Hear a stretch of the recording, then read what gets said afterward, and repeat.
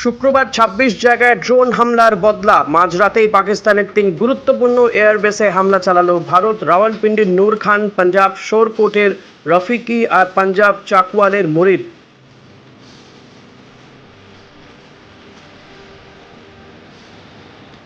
হারছে বুঝে ভুয়ো খবর ছড়িয়ে বাঁচতে চাইছে পাকিস্তান, এবং এই সময় অতি অবশ্যই সঠিক খবরের দিকেই নজর রাখতে হবে।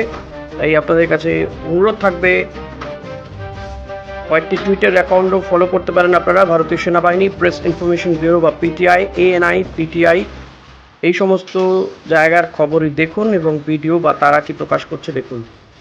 এই একের পর এক পাক জঙ্গি ঘাঁটি গুড়িয়ে দেওয়ার ভিডিও প্রকাশ করেছে ভারতীয় সেনাবাহিনী।